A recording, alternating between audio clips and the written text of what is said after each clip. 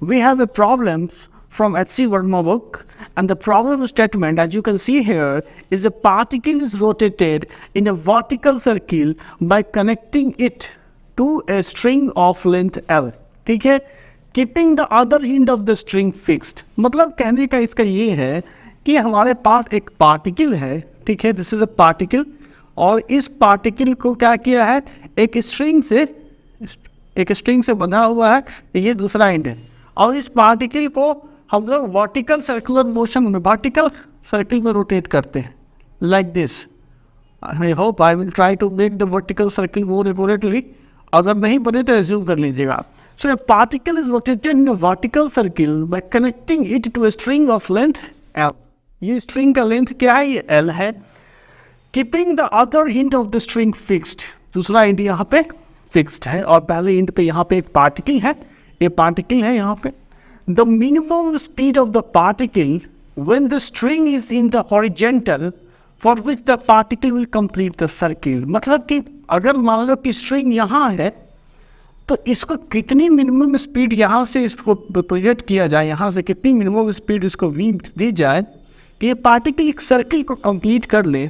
तो कहीं ना कहीं ये वर्टिकल सर्कुलर मोशंस का सवाल है, और H.C. वर्मा साहब ने इसे वर्क एनर्जी के चैप्टर में डाला है, क्योंकि यहाँ पे हम लोग वर्क एनर्जी और कंजर्वेशन ऑफ एनर्जी का इस्तेमाल करना चाहते हैं।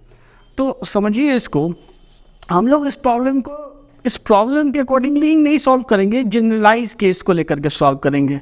हम ये कह रहे हैं कि अगर हमने किसी भी पर्टिकुलर, सपोज करो कि पार्टिकल, ये पार्टिकल जो है आपका सपोज करो यहाँ है, ठीक है, इसके लोकेशन को अगर डिफाइन करो तो ये मान लो ये वर्टिकल है, ठीक है, this is a vertical, this is a vertical and this is horizontal, ठीक है। तो ये जो पार्टिकल है ये वर्टिकल के साथ थीटा एंगल पे, यहाँ पे हम मानते हैं कि मेरा पार्टिकल जो है ये यहाँ पे है, मास का पार्टिकल वर्टिकल के साथ ये थीटा एंगल पे इंक्लाइंड है। अभी पार्टिकल का जनरलाइज पोजीशन, हम इस पोजीशन पे मिनिमम वेलोसिटी नहीं निकाल रहे हैं, हमारा पर्पस है कि हम एक ऐसा मतलब जनरलाइज इक्वेशन निकाले जिसके थ्रू हम सारे किसी भी पोजीशन पे हमको अगर मिनिमम वेलोसिटी पूछा जाए कि किस मिनिमम वेलोसिटी से यहाँ से प्रोजेक्ट किया जाए या यहाँ से प्रोजेक्ट किया जाए, particle will complete the vertical circle. मेरा इंटरेस्ट उसको जानने में है।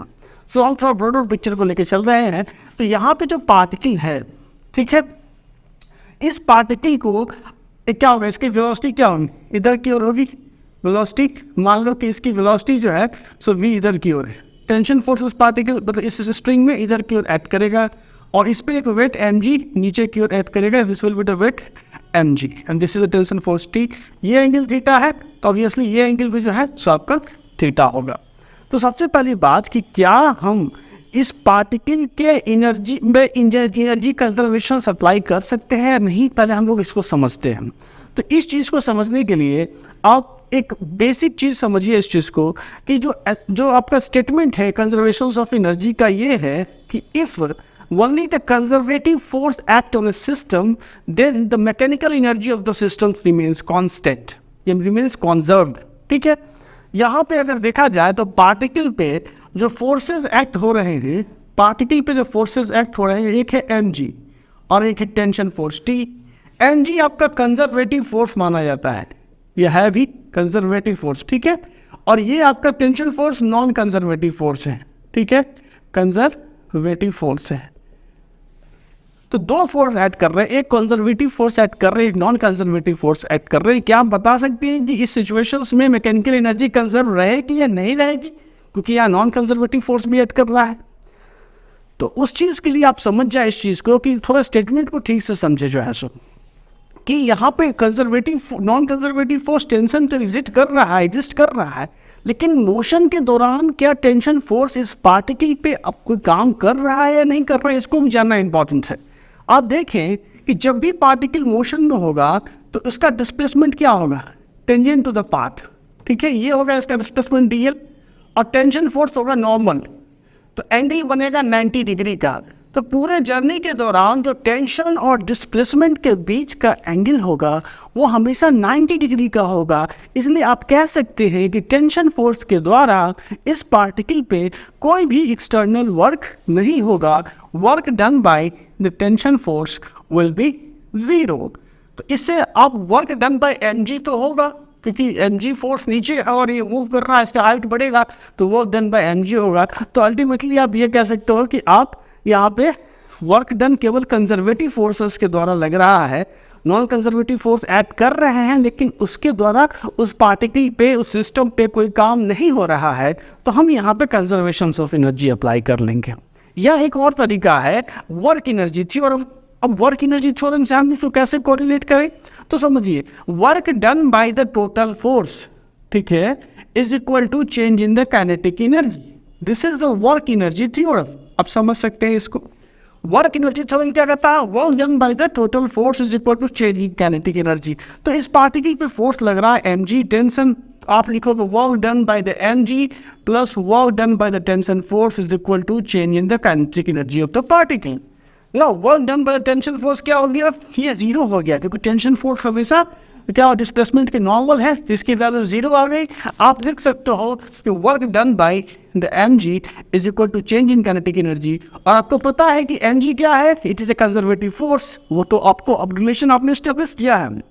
तो work done by the conservative force is equal to the negative of change in the potential energy. मतलब आप इसको लिख सकते हो माइनस ऑफ डेल यू, मतलब negative of change in potential energy is equal to del K, और इसलिए आप लिख सकते हो del U plus del K is equal to zero. ठीक है, फाइनली आप लिख सकते हो कि change in the energy is equal to zero, मतलब कि एनर्जी क्या है, एनर्जी कंजर्व है। एनर्जी क्या हो रही है यहाँ पे, कंजर्व रह रही है। ठीक है, तो आप लोग आप वेरीफाई कर सकते हैं कि मैकेनिकल एनर्जी जो इस पार्टिकल का है वर्टिकल मोशंस के दौरान ये कंजर्व रहेगा, कांस्टेंट रहेगा। अब इस बात को समझो कि मैकेनिकल एनर्जी मतलब क्या, मैकेनिकल एनर्जी मतलब हो गया, मैकेनिकल एनर्जी मतलब sum of the potential energy और plus kinetic energy of the particle. And what is the potential energy है, it is gravitational potential energy, क्योंकि यहाँ gravitational force is the interacting force है, इसलिए पोटेंशियल एनर्जी यहाँ क्या होगा, ग्रेविटेशनल पोटेंशियल एनर्जी होगा। तो पार्टिकल का मैकेनिकल एनर्जी कंजर्व रहने वाला है, और अगर पार्टिकल का मैकेनिकल एनर्जी कंजर्व रहने वाला है तो आप देखिए यहाँ से कि जो पोटेंशियल एनर्जी और काइनेटिक एनर्जी है पार्टिकल को, हम सपोज करिए कि रेफरेंस पॉइंट जो है, हम यहाँ इस पॉइंट को रेफरेंस पॉइंट मानते हैं। This is my reference point, ठीक है, फॉर द पोटेंशियल एनर्जी। ठीक है, रेफरेंस पॉइंट। ठीक है, अब देखो कि जब पार्टिकल जैसे जैसे ऊपर की ओर जाएगी तो पार्टिकल का इस रेफरेंस पॉइंट से हाइट बढ़ता जाएगा, हाइट बढ़ेगा तो पोटेंशियल एनर्जी क्या होगी, पोटेंशियल एनर्जी बढ़ेगी, और पोटेंशियल एनर्जी बढ़ेगी तो चूंकि मैकेनिकल एनर्जी को कंजर्व रहना है तो काइनेटिक एनर्जी घटेगा, और काइनेटिक एनर्जी अगर घट रहा है इसका मतलब वेलोसिटी घट रही है, और अगर वेलोसिटी घट रही है इसका मतलब जैसे जैसे ये पार्टिकल ऊपर की ओर जाती जाएगी इसकी वेलोसिटी घटती जाएगी, और इस पॉइंट पे जहाँ पोटेंशियल एनर्जी क्या होगी, मैक्सिमम होगी, वहाँ इसके पास जो वेलोसिटी होगा या काइनेटिक एनर्जी होगा ये इसकी मिनिमम वैल्यू होगी, और टोटल जो सम होगा इसका वो क्या होगा, कांस्टेंट होगा, उसकी वैल्यू उतनी ही होगी जितनी कि इस वर्टिकल सर्किल के हर पॉइंट पे आपको एनर्जी की वैल्यू है, क्योंकि यहाँ एनर्जी कंजर्व्ड है। अब बात हो गई कि ये जो मैंने एनर्जी कंजर्वेशन को इतना डिस्कस किया, इसके पीछे पर्पस क्या है। पर्पस है कि अगर आप किसी एक पोजीशन पे वेलोसिटी निकाल लेते हो, मान लो यहाँ वेलोसिटी आपने निकाल ली मिनिमम वेलोसिटी, तो आप मैकेनिकल एनर्जी का कंजर्वेशन का इस्तेमाल करके किसी भी पोजीशन पे वेलोसिटी निकाल सकते हो कि वहाँ से कितनी मिनिमम वेलोसिटी से उस प्रोजेक्टाइल को प्रोजेक्ट किया जाए कि वो सर्किल को क्रॉस कर ले। ठीक है, तो ये बात तो अब समझ में आ गई। अब बात आती है कि ये जो मतलब पार्टिकल है उस सर्किल को कंप्लीट करने का, वर्टिकल सर्किल को, उसके लिए कंडीशन क्या हो सकती है। उसके लिए एक ही कंडीशन है कि जो टेंशन है, मतलब क्या है, ये स्ट्रिंग है, ये स्ट्रिंग और ये पार्टिकल है, तो ये जो स्ट्रिंग है ये वर्टिकल सर्किल को तभी क्रॉस करेगा जब स्ट्रिंग क्या होगा, स्ट्रिंग रिमेन्स टाइट। ठीक है, जब हमेशा टाइट रहना होगा स्ट्रिंग को, और स्ट्रिंग को जो टाइट रहना है मतलब जो टेंशन फोर्स है T, it should be greater than 0। ये कंडीशन है। मतलब अगर वर्टिकल सर्कुलर मोशन या इस पार्टिकल को पूरे सर्कुलर पाथ को, वर्टिकल सर्कुलर पाथ को कंप्लीट करना है तो उसकी टेंशन हमेशा 0 से ज़्यादा होनी चाहिए। This is the case If this is satisfied, the particle will complete the circle. But the case is that कि टेंशन फोर्स जो है वो खुद ही वेरिएबल है. कैसे वेरिएबल है? देखो, ये पार्टिकल पर टेंशन फोर्स T इधर की ओर लग रहा है, mg नीचे की ओर लग रहा है. क्योंकि ये पार्टिकल सर्कुलर पाथ में मूव कर रहा है तो सेंटर के अराउंड इस पे एक सेंट्रीपिटल फोर्स काम कर रहा होगा. ये आपने पढ़ा है. तो अल्टीमेटली अगर आप लिखो कि अराउंड द सेंटर क्या क्या फोर्स एक्ट कर रहे हैं इस पे, तो इस पे एक्ट कर रहा है tension force T plus mg का cos theta, mg cos theta, and this is equal to, तो जो सेंटर के अराउंड फोर्स हो गया तो मास हो गया इसका m. अगर इस पॉइंट पे वेलोसिटी v है तो v स्क्वायर बाई r. ठीक है, ये हो गया. अब ये जो इक्वेशन है इससे आप टेंशन फोर्स निकाल सकते हो. Tension force T is equal to m v square by r minus mg cos theta. This is the tension force. तो आप क्या देख रहे हो कि टेंशन फोर्स डिपेंड कर रहा है वेलोसिटी v पे और cos थीटा पे. cos थीटा क्या है? वर्टिकल के साथ जो एंगल है थीटा उसका cos. ठीक है, तो ये टेंशन फोर्स डिपेंड कर रहा है इन दो चीज़ों पे. तो टेंशन फोर्स को अगर आपको सुनिश्चित करना है कि इस जर्नी के दौरान टेंशन फोर्स हमेशा क्या होनी चाहिए, स्ट्रिंग हमेशा टाइट होनी चाहिए, टेंशन फोर्स हमेशा ग्रेटर देन 0 होनी चाहिए. और ये कंडीशन को इंश्योर करने के लिए अगर आप, चूँकि टेंशन फोर्स आपका वैरी कर रहा है, तो जिस पोजिशंस पे टेंशन फोर्स मिनिमम होने की संभावना है, अगर उस पोजिशंस पे जाकर के आपने इस कंडीशन को सेटिस्फाइड कर दिया T ग्रेटर देन 0, ये कंडीशन अगर सेटिस्फाइड हो गई जहाँ पे टेंशन फोर्स मिनिमम होने की संभावना है, तो आपका सर्किल कंप्लीट हो गया. क्योंकि बाकी जगह पे तो टेंशन फोर्स हमेशा 0 से बड़ी होगी.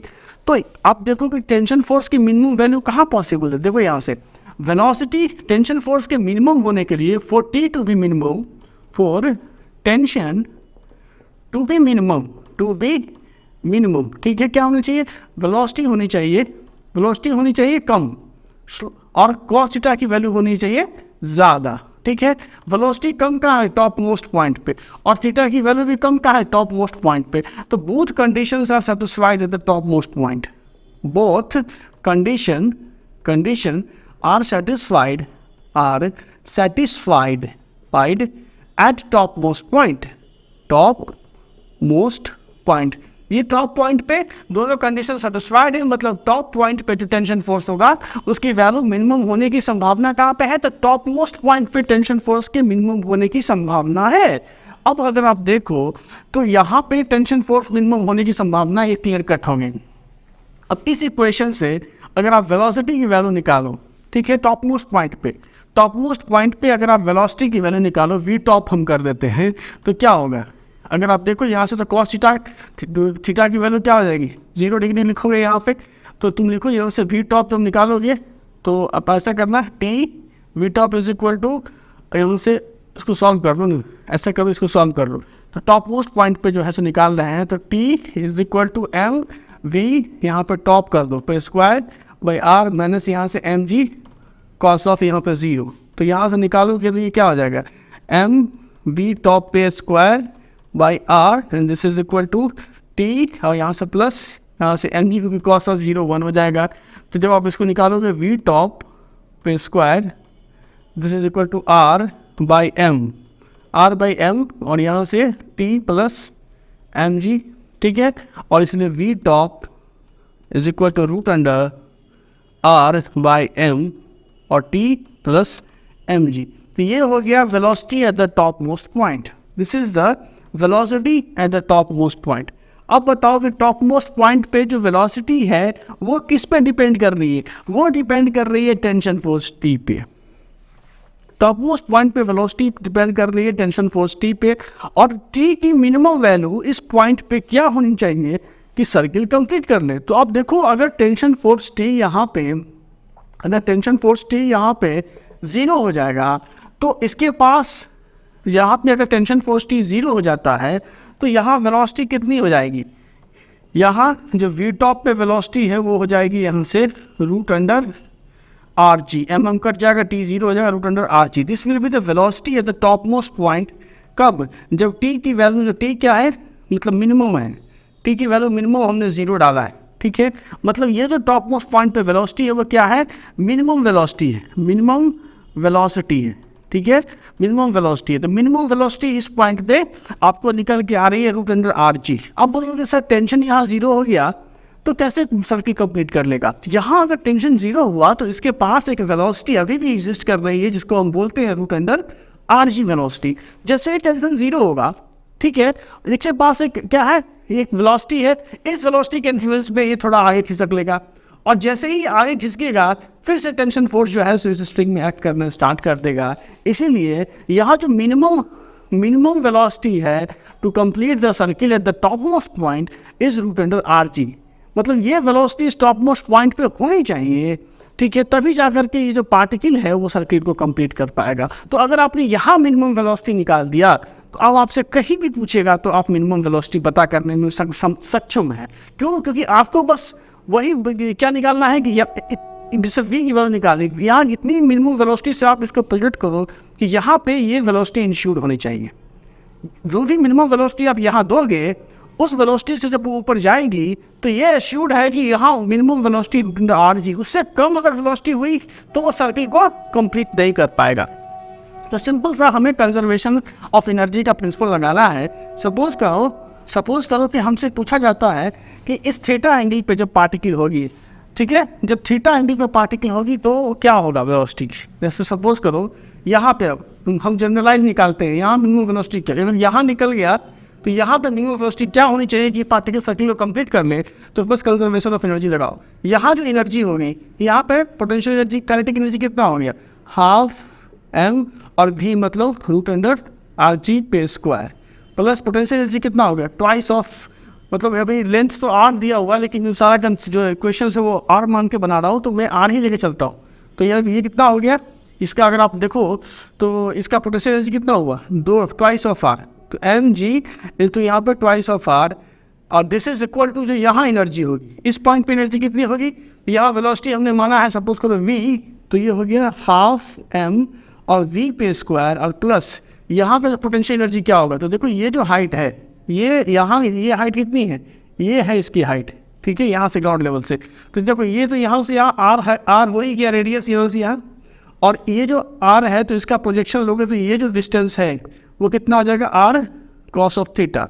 तो अल्टीमेटली क्या आ गया, एन जे और यहाँ R plus R cos of theta, ठीक है, ये आ गया आपको।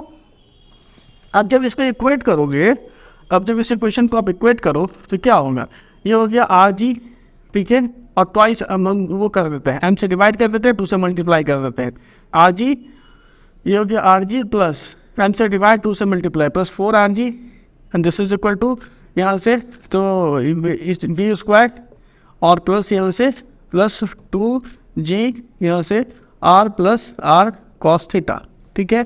तो v की वैल्यू कितनी आ जाएगी, v square is equal to, यहाँ से देखो ये आ गया आर जी 5 आर जी माइनस 2 आर जी और माइनस 2 आर जी कॉस थीटा। तो अल्टीमेटली वी स्क्वायर की वैल्यू आ गई 3 आर जी माइनस 2 आर जी कॉस थीटा, इसलिए वी की वैल्यू क्या आ गई, तो रूट अंडर 3 आर जी माइनस 2 आर जी कॉस थीटा। तो ये आ गया, ये जो है ये मिनिमम वेलोसिटी है एट एनी, मतलब at angle theta, minimum velocity of the particle which is at a angle theta from the vertical position, ये वेलोसिटी हो गई। तो अगर आपसे पूछा जा रहा है कि यहाँ पे कितनी मिनिमम वेलोसिटी हो गई इस पोजीशन पे, तो ये एंगल हो गया 90 डिग्री। आप theta is equal to 90 degree substitute करोगे तो इसकी वैल्यू कितनी आ जाएगी, ये 0 हो जाएगा। तो वी मिनिमम की जो वैल्यू हो जाएगी वो हो जाएगी रूट अंडर 3 आर जी, या फिर अगर एल लेंथ है तो आप 3 एल जी लिखोगे, ठीक है, अगर स्ट्रिंग का लेंथ एल है। तो ये कब आया, जब थीटा 90 डिग्री था। अगर आपसे पूछता कि यहाँ पे कितनी मिनिमम वेलोसिटी से इसको हम प्रोजेक्ट करें कि वर्टिकल सर्किल कंप्लीट कर ले, तो वो वेलोसिटी क्या निकालते हैं, यहाँ पे तो थीटा की वैल्यू थी, ये हो जाती 180 डिग्री, ठीक है। तो इस इक्वेशन में हम लोग डालते हैं theta is equal to 180 degree, तो हमारे पास वी मिनिमम की वैल्यू कितनी आती, ये 180 डिग्री माइनस हो जाता 5 आर जी, इसकी वैल्यू आती कब, जब theta is equal to 180 degree होता। तो अल्टीमेटली हम लोगों ने जनरलाइज इक्वेशंस निकाल लिया, और ये जो वेलोसिटीज़ है 5 आर जी या 3 आर जी, ये वो वेलोसिटीज़ है जो ये एस्यूर करता है कि टॉप मोस्ट पॉइंट पे ये मिनिमम वेलोसिटी मेंटेन रहे। इस मिनिमम वेलोसिटी से जैसे ही कम वेलोसिटी टॉप मोस्ट पॉइंट पे होगी तो पार्टिकल वर्टिकल सर्कुलर पाथ को नहीं मतलब नहीं कवर अप कर पाएगा। इसलिए हमारा आंसर इस सवाल के लिए तो खास तौर पे यही होगा, रूट अंडर 3 Lg। ठीक है, थैंक यू वेरी मच।